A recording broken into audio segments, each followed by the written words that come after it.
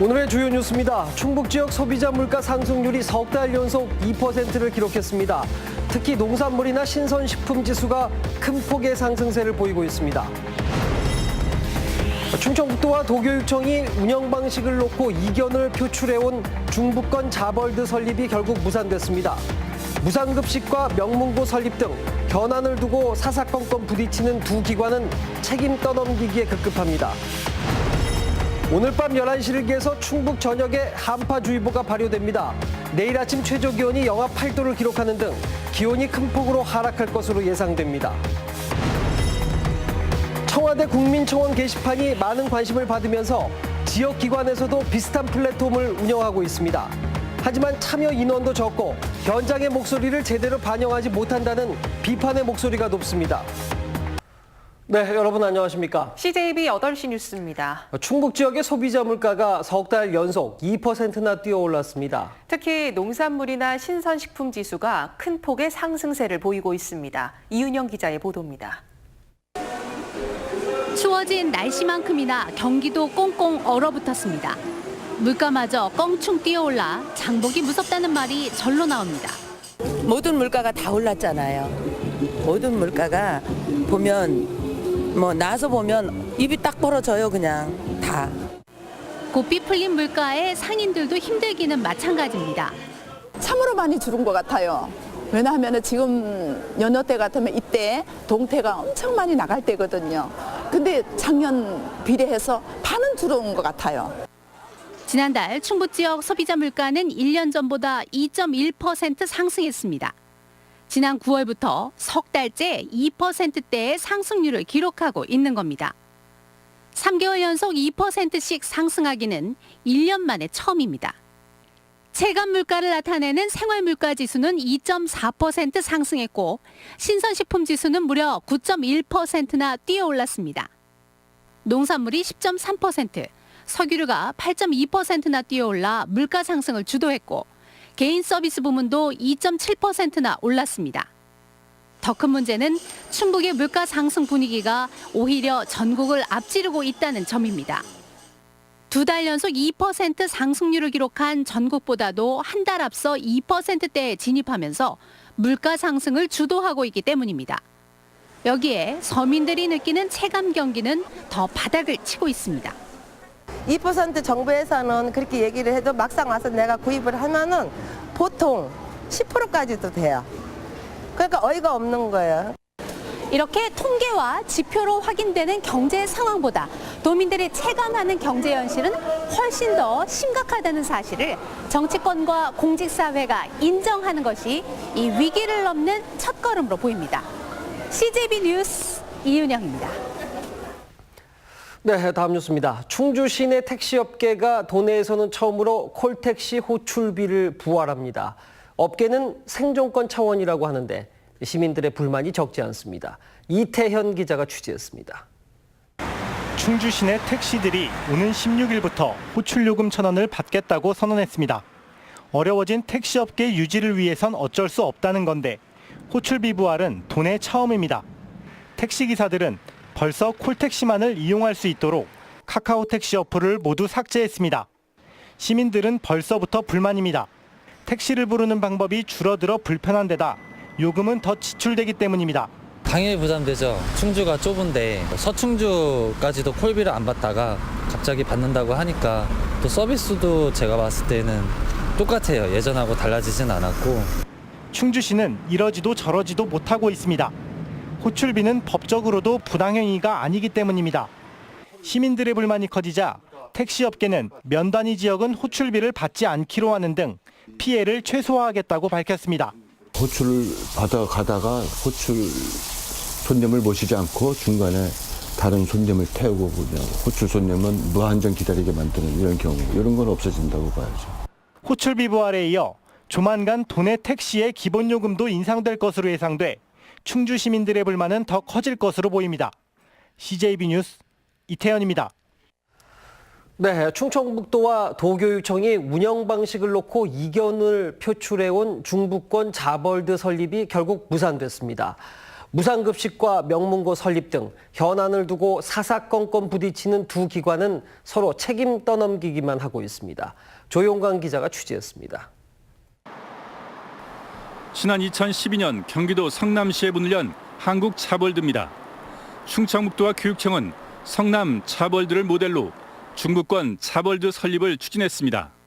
하지만 문재인 당시 대통령 후보의 공약이기도 했던 차벌드 사업이 백지화됐습니다. 학령 인구도 많이 줄어들고 하면서 이런 비슷한 유의의 기관들이 많이 있다고 들었어요. 현재 있는 것도 적자가 많고. 하지만 또 하나의 무산의 원인으로 운영 방식을 둘러싼 충청북도와 교육청 간 대립도 꼽히고 있습니다. 충청북도는 지난 1월 차벌드를 성인 위주의 일자리 플라자로 운영하자는 연구 용역 결과를 내놨고, 교육청은 7달 뒤 청년 직업 체험 공간으로 운영하는 게 타당하다는 자체 용역을 발표했습니다. 손발이 안 맞아 무산 사태를 맞고도 두 기관은 충청북도가 독단적으로 추진했다, 교육청이 소극적이었다며 책임 떠넘기기에 급급합니다. 건물만 줘놔서 능사가 아니고 거기에 따른 연간 운영비가 한 3-40억 정도, 그런 뭐 이제 효율성이 없으니까 저희들이 이제 일자리 플라자는 접는 걸로. 행정협의회도 누누이 요청을 하고 그렇게 협의 단계를 거치기를 원했지만 응해주질 않았던 거죠. 소통보다는 갈등을 표출했던 차벌드, 결국 백지화라는 최악의 시나리오가 현실화됐습니다. CJB 뉴스 조윤광입니다. 네, 청와대 국민청원 게시판이 소통의 장으로 많은 관심을 받으면서 각급 기관에서도 앞다퉈 비슷한 플랫폼을 운영하고 있습니다. 그런데 시민들의 반응도 시원치 않고 현장의 목소리도 제대로 반영하지 못하고 있다는 비판을 받고 있습니다. 김기수 기자가 취재했습니다. 문재인 정부가 국민과 소통하겠다며 만든 청와대 국민청원 게시판. 다양한 의견을 듣는 소통의 창구로 떠올랐습니다. 어떤 의견이든 국민들이 의견을 표출할 곳이 필요합니다. 그리고 당장 해결할 수 없는 청원이라도 장기적으로 법 제도를 개선할 때 참고가 될 것입니다. 이런 국민적 관심에 맞춰 각 기관도 비슷한 플랫폼을 만들고 있는데, 충청북도 교육청의 경우 청원 광장을 운영하고 있습니다. 시행된 지 한 달이 넘었지만 답변 기준인 3,000명을 넘긴 청원은 단 한 건도 없습니다. 가장 많은 공감을 얻은 청원도 50명이 채 안 되는데 시행 초기인 것을 감안하더라도 너무 적은 숫자입니다. 아직까지는 경찰 단계라서요. 홍보는 지속적으로 하고 있는데 많은 게 좋은 거는 아닌 거잖아요. 하지만 답변 기준인 3,000명이 너무 많고 현장의 목소리를 제대로 반영하지 못한다는 의견도 만만치 않습니다. 오프라인을 외면하고 온라인만 좀 집중적으로 하는 것은 좀 문제가 있다고 생각하고, 중요한 것은 그런 민의가 들어왔을 때 그것을 어떻게 수렴하는 그 자세, 또 그것을 어떻게 처리할까는 문제지. 도교육청은 운영 실적을 바탕으로 청원 수 기준 조정 등을 검토할 계획이지만 전시 행정에 그치는 것 아니냐는 우려의 목소리가 높습니다. CJB 뉴스 김기수입니다. 겨울철로 접어들면서 건강관리에 비상이 걸렸습니다. 독감 환자가 급격히 늘고 있고 미세먼지와 황사까지 발생하면서 건강을 위협하고 있습니다. 구준혜 기자입니다. 소아병원 대기실이 독감 환자들로 만원입니다. 심한 경우 입원 치료까지 받고 있습니다. 열이 차츰 오르기 시작해서 어느 순간 고열이 나더라고요. 검사하게 됐더니 인플루엔자 A형 독감으로 나오게 됐어요. 학교도 비상입니다. 충북 지역 초중고교에서 지난주 554명의 독감 환자가 추가 발생해 누적 학생 독감 환자 수는 1,475명으로 늘었습니다. 도내 학생 1,000명당 8.34명꼴로 인플루엔자 유행주의보 발령 기준인 6.3명을 훌쩍 넘었습니다. 예방접종 그 실태를 조사하면 다 예방접종했어요. 맞았어요. 예방접종을 받았다고 마음을 놓아서는 안 되는 것 같아요. 4만3이란 신조어가 유행할 정도로 미세먼지도 기승을 부리고 있습니다. 지난달 충북의 초미세먼지 평균 농도는 세제곱미터당 40.5 마이크로그램으로 전국 최고를 기록했습니다. 이달 들어 때 아닌 황사가 발생하고 있고 오는 주말을 전후해 이번 겨울 들어 가장 매서운 한파가 예보돼 있습니다. 다음 주 초까지는 평년보다 더 춥겠습니다. 이번 토요일은 청주가 영하 8도, 충주가 영하 11도까지 떨어지는 등 매우 추울 것으로 보여집니다. 전문가들은 많은 사람들이 모인 장소를 피하고 귀가 후에는 손을 깨끗이 씻는 등 개인 위생에 주의해 줄 것을 당부하고 있습니다. CJB 뉴스 구준혜입니다. 청주 기상지청은 오늘 밤 11시를 기해 충북 전역에 한파주의보가 발효된다고 밝혔습니다. 청주 기상지청은 내일 아침 최저 기온이 오늘보다 15도나 낮은 영하 8도를 기록하는 등 기온이 큰 폭으로 하락할 것으로 내다봤습니다. 또 차가운 대륙 고기압의 영향으로 다음 주 초까지 평년보다 춥겠다며 건강과 시설물 관리에 유의해 줄 것을 당부했습니다. 네, 다음 뉴스입니다. 변호사들이 법정의 슈퍼갑인 법관에 대한 평가를 발표했습니다. 지난 3년간 법관들 평가는 계속 하락했는데 과연 올해는 어땠을까요? 정진규 기자입니다. 고압적인 태도와 말투의 법관, 재판 결과를 예단하며 조정을 강요하는 법관, 비아냥거리며 불만을 표현하는 법관까지 충북 변호사회가 지적한 도내 일부 법관들의 여전한 문제점입니다. 도내 변호사 123명이 도내 법관 33명의 공정성과 품위 등을 평가한 결과 평균 점수는 100점 만점에 86.3점으로 나타났습니다. 3년 연속 하락했던 법관들의 평균 점수가 오르기 시작한 건데 이는 변호사들의 평가를 법관들이 의식하기 시작했다는 분석입니다. 실제로 90점 이상 평가를 획득한 우수 법관은 김성수 부장판사 등 지난해보다 3명 증가한 9명으로 조사됐습니다. 저희 법관 평가 제도가 정착이 돼서 상당히 공정하고 객관적 지표로 작용하고 있다는 증거이고 반면 도내 6명의 법관은 80점 미만의 하위 평가를 받았습니다. 특히 2명의 법관은 평균에 한참 못 미치는 60점대 평가를 받아 여전히 개선이 필요한 것으로 나타났습니다. 우리 지역 법관들이 우수한 법관들을 선발을 해서 칭찬을 하고 또 개선이 필요한 판사들에게는 경종을 울리기 위해서 법관 평가가 반드시 필요하다고 생각합니다. 충북 변호사회는 이번 결과가 법원 인사에 반영될 수 있도록 평가 보고서를 청주지방법원과 대법원에 전달했습니다. CJB 뉴스 정진규입니다. 자원봉사자의 날을 하루 앞둔 오늘 충북 자원봉사자 대회가 청주 아트홀에서 도내 자원봉사자와 단체 관계자 등 800여 명이 참석한 가운데 열렸습니다.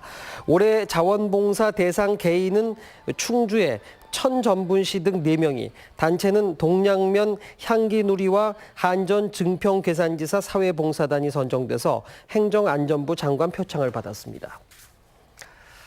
2018 충북 어린이집 종사자 연찬회가 청주의 한 컨벤션 센터에서 열렸습니다.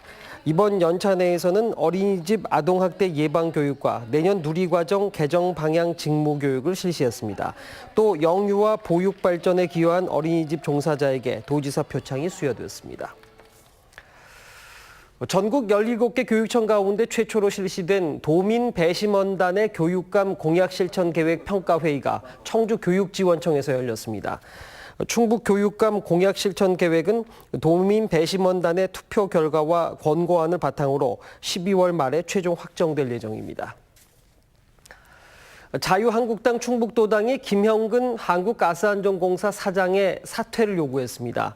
한국당은 성명을 내고 김형근 사장은 본연의 임무를 망각한 채 개인의 정치 입신을 위해서 공사의 인력과 예산을 악용하고 있다며 즉시 사장직을 내놓으라고 주장했습니다. 청주 지역 이동통신 유통업자들이 국정감사에서 이동통신 유통업을 나쁜 일자리라고 언급한 변재일 국회의원 지역구 사무실을 항의 방문했습니다. 유통업자들은 변재일 의원이 이동통신 유통 매장이 지나치게 많아 보이도록 조작된 통계를 고민 없이 받아들여 국정감사에서 사용했다고 주장했습니다. 이에 대해서 변재일 의원은 통계청 등에서 발표한 자료를 근거로 질의했다고 반박했습니다. 청주 한국병원과 노인장기요양기관협회 청주시지회는 오늘 사랑의 연탄 나눔 행사를 열었습니다. 두 기관은 청주시 내덕동에 사는 80살 이모 할아버지 등 홀로 사는 노인과 차상위 계층에 3천여 장의 연탄을 직접 배달했습니다. 다음은 저희 CJB의 희망 2019 나눔 캠페인 성금을 보내주신 분들입니다.